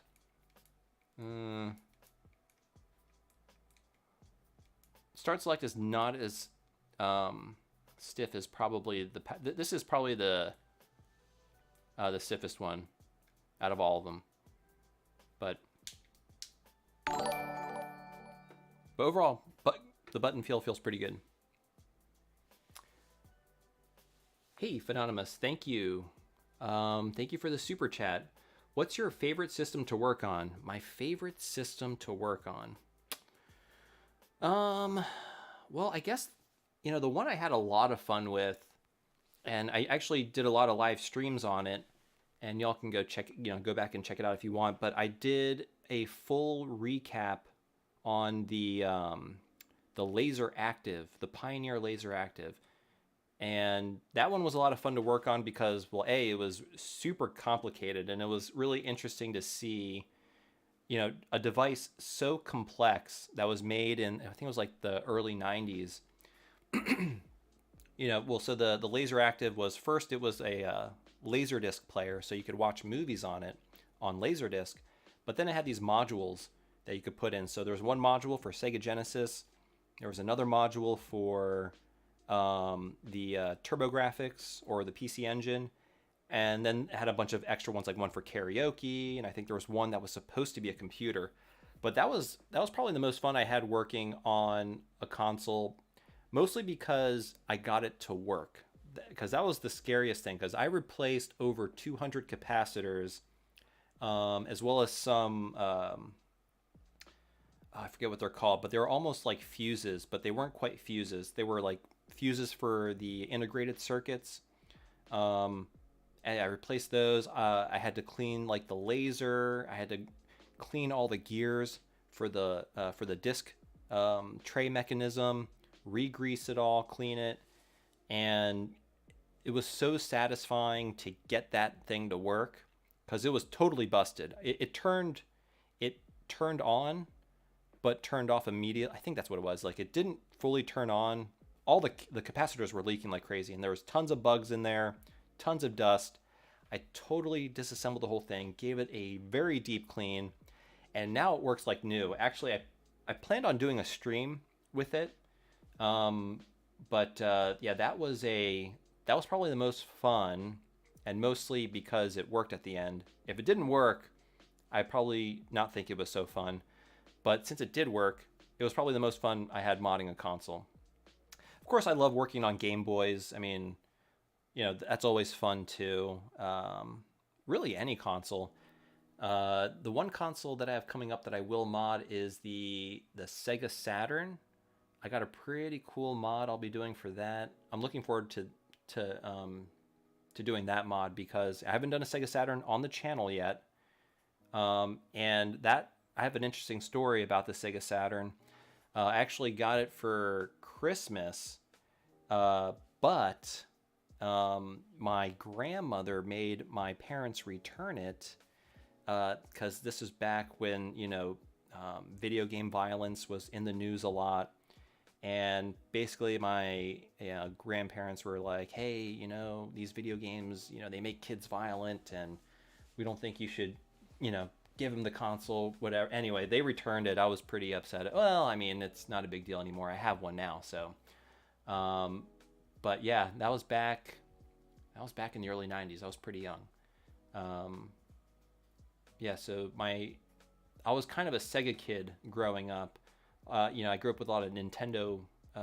Most of my friends had Nintendo, but I was like the Sega kid. My first console was the Genesis. Then I had the Game Gear. I almost got the Saturn, didn't get it. And then I got the Dreamcast when that came out in 99. And then I got the PlayStation 2 after that, I think. And then since then, it's just been, I think it was like the PS3 and DS, And then I started, of course, collecting everything now. But anywho, sorry, that was a long-winded story. Let's see. Are you secret working on a mod for Evercade? No, I'm not, unfortunately. That is my current favorite handheld to play. Physical game carts, but its screen needs an update. Can't argue too much because it's priced reasonably. Yeah, I've never played with the Evercade. It does look interesting though. It's a modern console that uses cartridges, but from what I understand, it's a lot of licensed games. So they're older, 16-bit, 8-bit games. I know they have like collections, like Atari collection. I think there's like a Namco collection. But it looks like a cool console. I don't know. I'm not really aware of any mods for it. So one thing I really don't do, I'd like to start to do, but I don't really make mods. I just kind of review other people's mods. I know I started, and we are still working on it. The Thick Boy mod will come out. It's very, very slow. A lot of the people working on the project are busy. And really, as far as like contributing technically, I'm not really doing that. So I'm not really the technical person. We have a couple folks. Helder is working on it. He's doing the electronics basically, and then we had Kyle. He's working on it, doing the shell design. And then we have another person who is on the project, who's basically prepping the shell for injection molded plastic, because it's not simply, you can't just model the shell you want. You have to take a bunch of different factors into consideration. And so he was working on that. But anywho, so I guess you could say that I was helping with that mod. I didn't create it, but so that's like the only console that I'm working on a mod for. So let's see. Mega Man Zero ZX collection for the Nintendo Switch. Yeah, I never really got too much into Mega Man. I have it for the NES. I think it was like Mega Man 2 for the NES. I tried playing it, very difficult. I haven't really played any of the modern ones, like for the PlayStation, like Mega Man X. But I would like to. Maybe I'll get the Zero and ZX collection.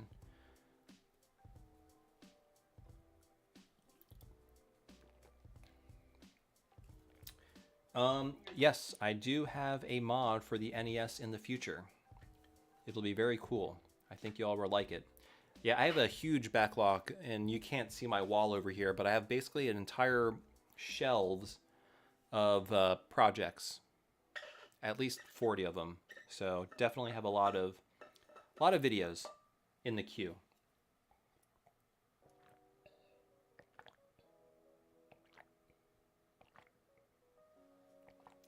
Hey, Andres. So actually, I finished the build. So this is it right here. It's this one. So this is the budget unhinged SP. It reuses the rear shell, so it's a little bit thinner than the full-on unhinged SP, which is just a little bit thicker.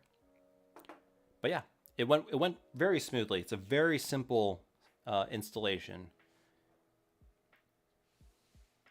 Thank you for asking.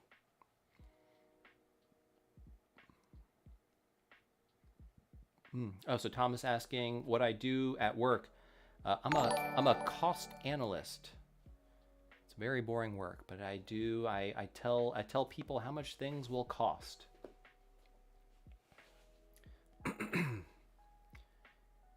And we got Jesus Estrada. Have you seen the new? I have seen it, and I am planning to do a video on that. That one I might do in a couple, either next week or a couple weeks. It depends. So I've been talking to Retro Game Repair Shop. But yeah, I will be doing a video. I have one, so I will be doing a video on it.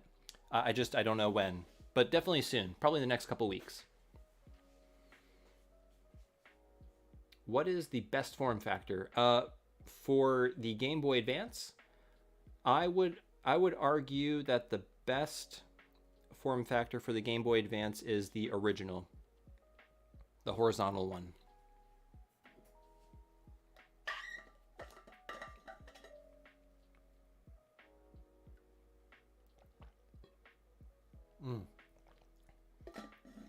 So I pre-ordered the Steam Deck, but I guess I was late to the game, so I haven't heard anything about it, or at least my pre-order. So, but that one should be pretty cool.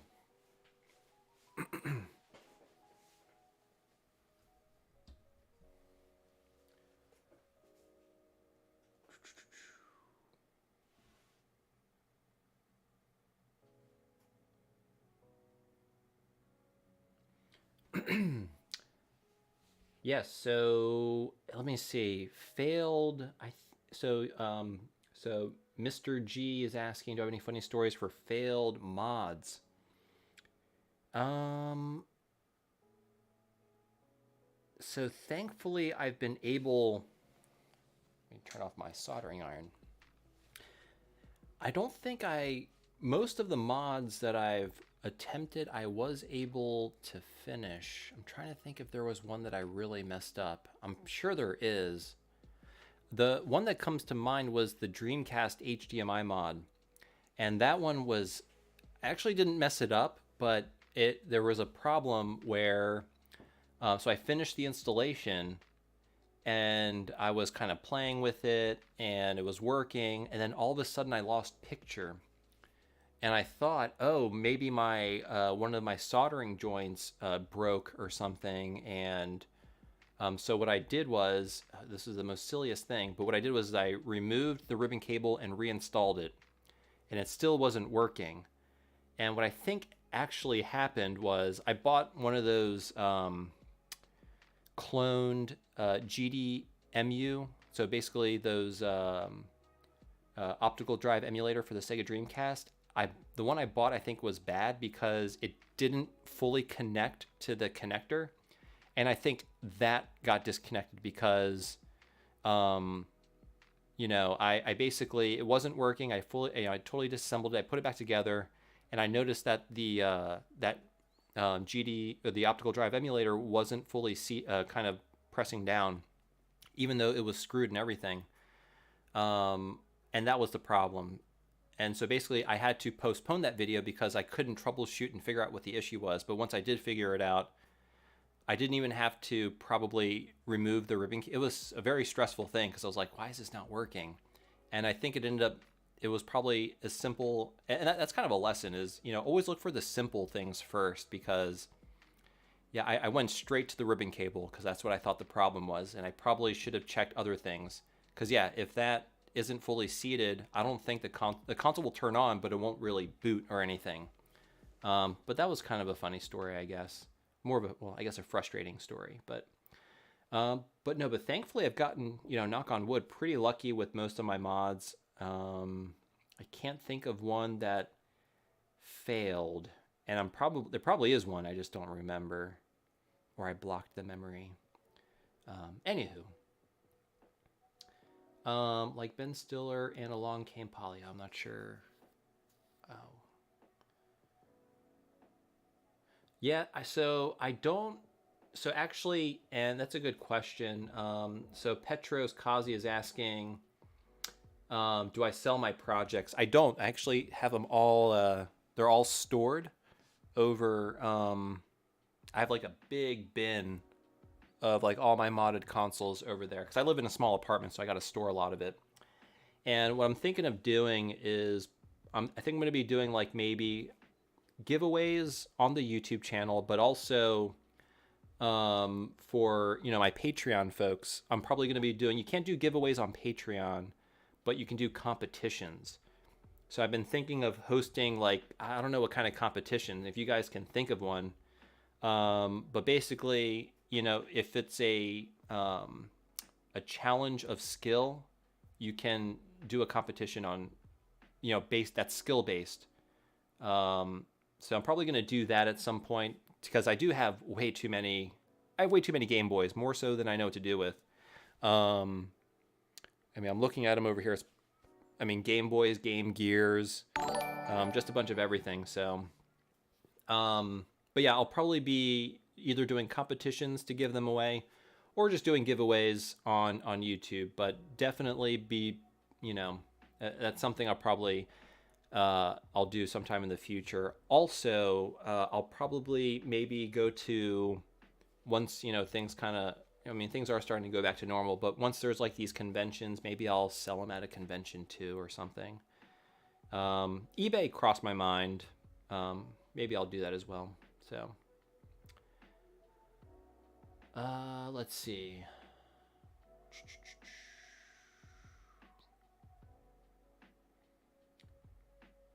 Oh, how did I come up with the name Macho Nacho? That's a good question. I think someone asked me that a while ago.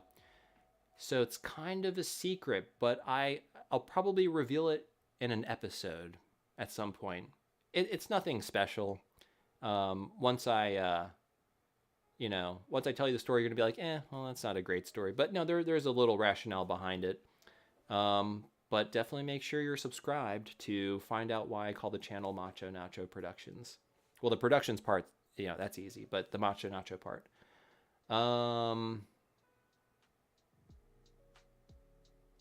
Ever consider making a gaming channel where you can live stream playing whatever games you want? I thought about doing that, but I'm not like the best gamer, and a lot of the games that I play I don't really play multiplayer games. Like I don't play what do you call it, Fortnite or League of Legends. I really don't play those types of games. I like to play the more single player campaign type games like Breath of the Wild or The Last of Us, Resident Evil. I love Resident Evil. Those types of games. And I'm not super, I'm like, okay. I know how to play the game. But I play those games mostly for the story. I like taking my time, and I don't know if people would be interested in watching me just sort of casually going through these games. I did do a stream of me playing, what was it? Resident Evil 8, the new one. I don't know. Maybe some folks enjoyed it, but I thought about it, but it would definitely, it's tough to stream and also make videos. The reason why I'm streaming this week is because I couldn't make the video due to technical difficulties, but I would like to fit more streaming, whether it's modding or maybe playing games, into my schedule. It's tough to fit it in my schedule because I do work full time. But I don't know. I've always been open to it. Maybe at some point, if I can do YouTube full time, then that would definitely be on the table for sure. I'd have plenty of time, to stream whatever. Let's see here.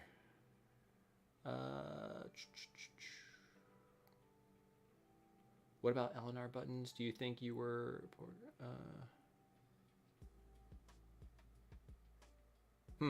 Not sure what the question is. So Mark Karan, you're asking about what about the LNR buttons? Do you think they were a poor choice and should have been replaced with a... Oh, are you talking about the analog pocket? Maybe? Yeah, the LNR triggers they're not the best. They're also not the worst. I don't know if you're talking about the analog pocket, or are you talking in general with the SP? No, I think the triggers are great.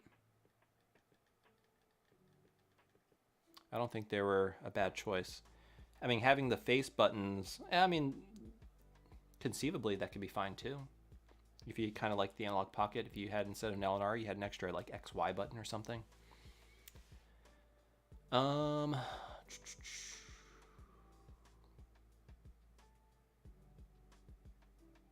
Oh, yeah, I should check out my Steam page. I don't know. I'm probably also Q2. Because, yeah, I think maybe I was like an hour too late or something. So, yeah. Johnny Cha says some horror stories about failed mods. Yeah, I guess I never really had a failed mod. I was always able to sort of overcome and get it working, but had some close calls. The Dreamcast was a close call. Another one that was a close call was the Game Boy Color. I don't know if you guys remember this video. It's from a long time ago, but I did a Game Boy Color charging mod, which used USB Mini of all form factors to charge it. But in the video, I added an LED indicator light because for whatever reason, the kit didn't come with an LED indicator light. And I remember I was working on it, and for whatever reason, like a diode on the motherboard burned out, and I have no idea why, but I couldn't do the video that week. I'm trying to think what I did instead. It might have been early enough where I could have where I pivoted to a different video. But I eventually ordered a new diode, replaced it, and it worked fine. I didn't change anything else. Yeah, it was weird. Like the diode just burned out. Well, it probably had something to do maybe with that charging mod, but after replacing it, I didn't change anything else and it worked. It might have just been a bad diode, I guess. And it was weird, but that was another close call. I eventually got that one working, but that was my it was like a yellow Game Boy Color with the McWill charge mod, but I added a LED indicator light. So let me see here, getting behind.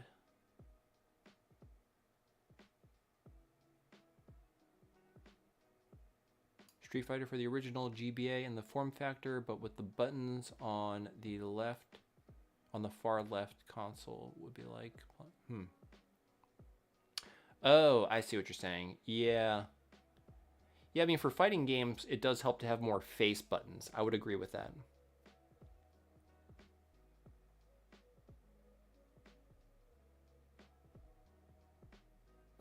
So, Mr. G asking, what was the first mod that I was so impressed by? It was probably the Dreamcast mod. That was the first time I did that was probably the most intricate soldering I had done to date. And I was so nervous about doing it because I wasn't sure if I could pull it off. But dude, after I got that working, I was so excited because I was like, I mean, those are probably one of the more advanced mods. And yeah, I definitely showed that off to my one buddy. I was pretty impressed I was able to pull that off. Yeah, definitely the Dreamcast one. I mean, since then, I mean, after doing that one, I did the PlayStation one, I did the Nintendo 64 one.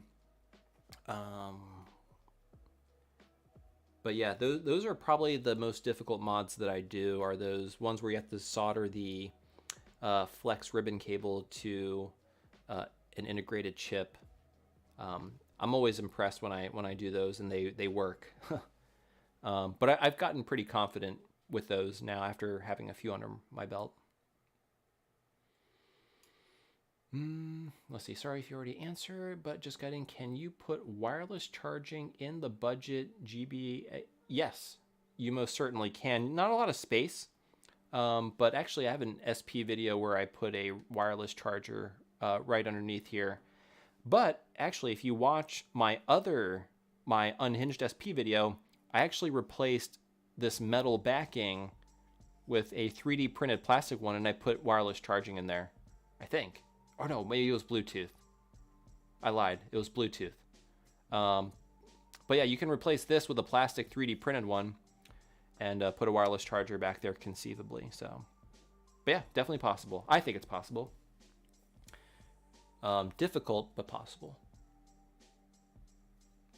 And, Gabrielle Burkhardt is asking, sorry, I might have missed it, but are you going to get the Macho slate build? I am absolutely going to get one of those as soon as it's available, and I will be doing a video on it. So definitely stay tuned for that. And I will compare it to the version 1, unhinged, and this one, this version 2 unhinged. Yep, so definitely stay tuned. Good question, Gabrielle. Thank you. Okay, so I guess we got another Joshi J asked what I... So yeah, I was asked this a little bit earlier, but yeah, I'm a cost analyst or cost estimator. I basically estimate how much things will cost. Usually big things, big industrial things. But yeah, that's what I do. I tell people how much things will cost. Brian, I'm gonna head out. Good stream. Oh, hey, thanks, Brian. Thank you for joining the stream, and have a good night, buddy. Yeah, I'm probably gonna call it quits here in a little bit. Maybe just ask a couple, or answer rather, the few lingering questions that some folks have. Yeah, imagine the original GBA, but 4-button face layout. Yeah, that'd be, I mean, I think that could work. That could have worked too. But yeah, I feel like they put the triggers there so that it was closer to the SNES, the Super Nintendo. Even though the Super Nintendo did have 4 face buttons. On the Analog Pocket, does your D-pad sometimes register up or down when pressing left or right? Mine does it sometimes, and it... I haven't noticed that. Granted, I haven't really been playing this all too much. Something I'll pay attention to, but I didn't... I mean, when I first got it, I did play it quite a bit, and it wasn't something I noticed. So, yeah, sorry, I hope that answers your question. It wasn't something that stuck out to me.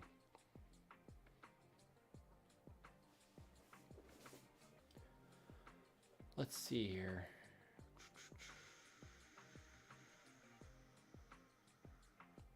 Thomas is at, this is from a podcast. Do you have any ghost stories? I don't have any ghost stories, unfortunately. Or fortunately, I guess. I don't know. Is it possible to calibrate Topoly LCDs? Oh, Topoly, are those the ones that come in some of the kits? I don't think it is. I think the way they come is just the way they come. And from what I understand is the LG panels are better. And I think most kits now, the Topoly ones, I believe that's what we're talking about for the IPS kits. Yeah, I know they have a different color temperature. I don't think there's a way to calibrate it.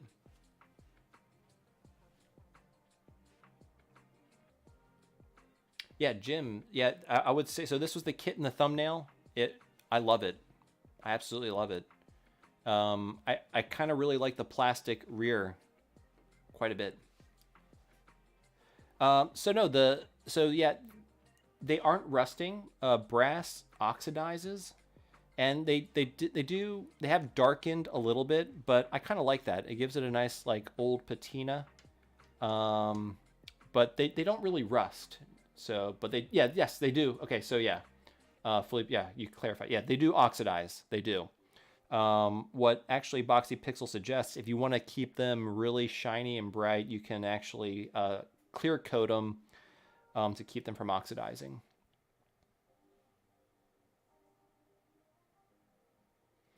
Do you have any opinions about clone consoles that have been popping up? I recently found out a Japan company or a Japanese company released a Sega Nomad really? I have not heard. I mean, I think that'd be pretty cool. I mean, if the clones are good, I mean, I don't see anything wrong with that, especially with the prices of the Nomad.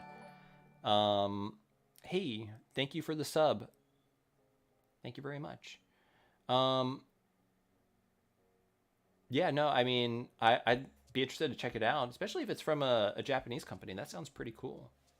But yeah, with the prices of Sega Nomads, I mean, it's just, it's really expensive and very cost prohibitive for a lot of folks. And I think having a clone console, I think that's great. An aluminum faceplate for the TV Out DS mod would be, yeah, I think that would be cool. The problem with like the DS is it has a very, very intricate shell with a lot of parts. That would be a very expensive, mod kit. There is the macro, which, but basically that just replaces the front plate. If that's what you're talking about, then yeah. What's my favorite Game Boy shell color?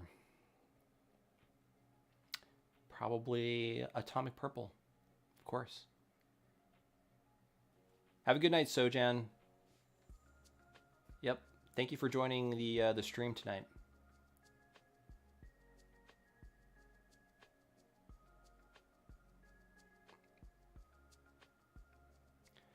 Three favorite GBA games. Well, I can tell you my favorite one is probably Metroid Zero Mission. Final Fantasy Tactics, and gosh, probably a Final Fantasy. I mean, honestly, that was like one of the cool things about the GBA. It had a lot of great RPGs. So probably like Final Fantasy 6 on the Game Boy Advance, even though they came out for the Super Nintendo. But yeah.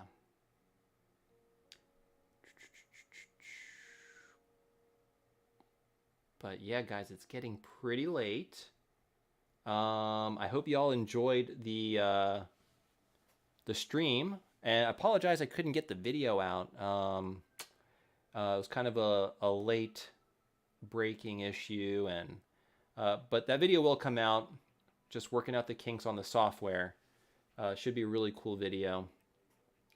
But yeah, I hope you enjoyed the video on the Unhinged. I think, honestly, if you're thinking about, if you want this form factor, this honestly, I think I like it more than this. It's a little bit lighter. It's thinner, much thinner. It just feels like it would fit in the pocket a lot better, and it just feels really good in the hand. I feel like it just feels more comfortable, and I just think it looks great. You know, I definitely look forward to comparing it to Macho's Slate, and yeah. All right. Do I think the analog pocket is better than modding? It, honestly, it's up to you. I think it's a great option. I think it is a really awesome console. But it is expensive. It's $200, right? Yeah, it's $200. But it has a lot of capability. I mean, you can get the add-ons and you can play other consoles. You can play, because right now, effectively, this is a Game Boy Advance, right?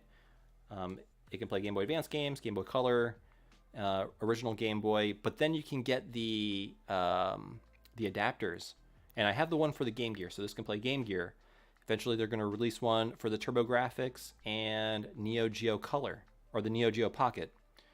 So this has a lot of flexibility. It's a really high quality product.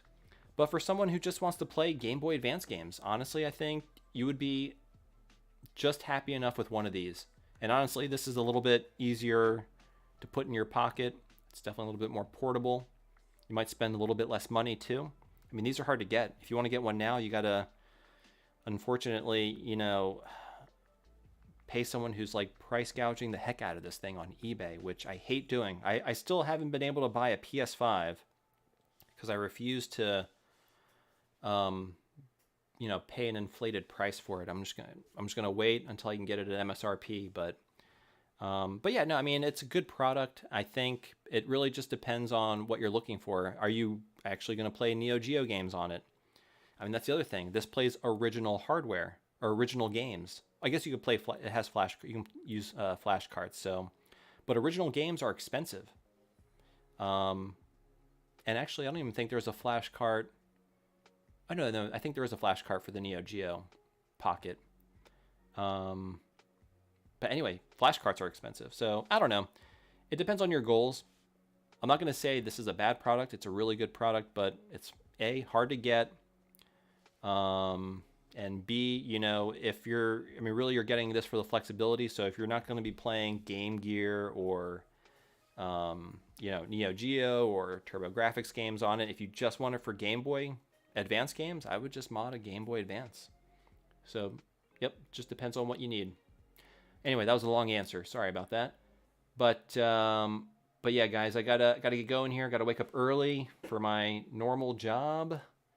But yeah, I hope you all enjoyed the stream. Definitely stay tuned for next Thursday's video. Should be interesting. And yeah, all right, guys. I will talk to y'all later. Enjoy the rest of the night. Enjoy your Friday and your weekend. So take care, and I will talk to you guys later.